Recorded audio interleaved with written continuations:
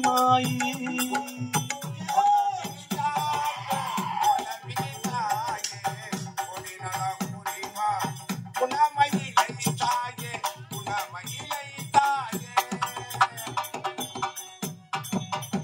அன்பரை யாட்கொள்ளும் அருமை நிறைந்தவழி அருபத்த காலியாய் அமைந்து சிறந்தவழி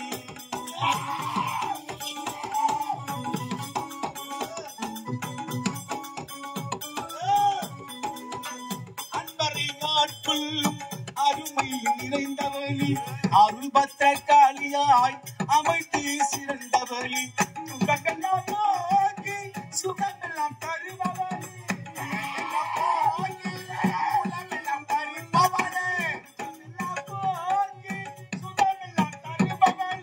துரிய பாராகி என்னும் பெரிய திருவினலி துரிய பாராகி என்னும் பெரிய திருவினலி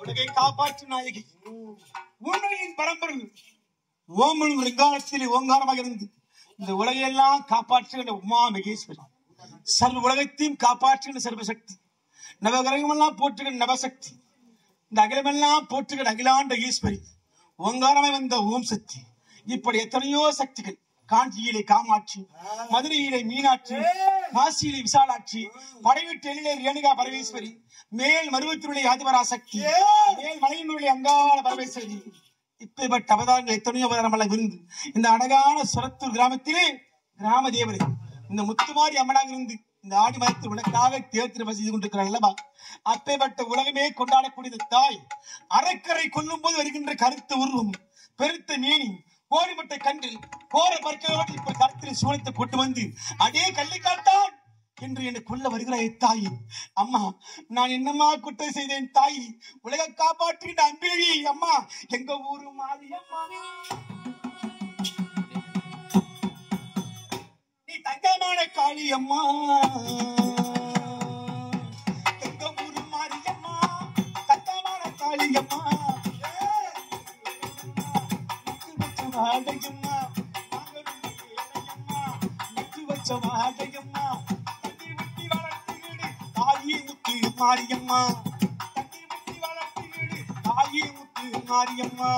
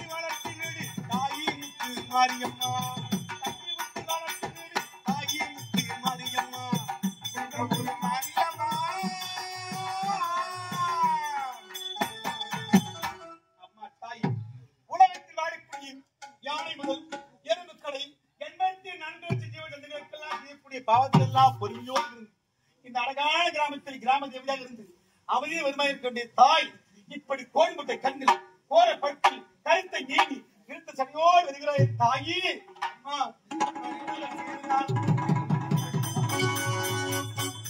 மகனே கல்விக்காத்தாய் என்ன ஆணவம் இருந்தால் நான் வாழும் கள்ளிக்காட்டை எதற்காக எரித்தார் மகனே?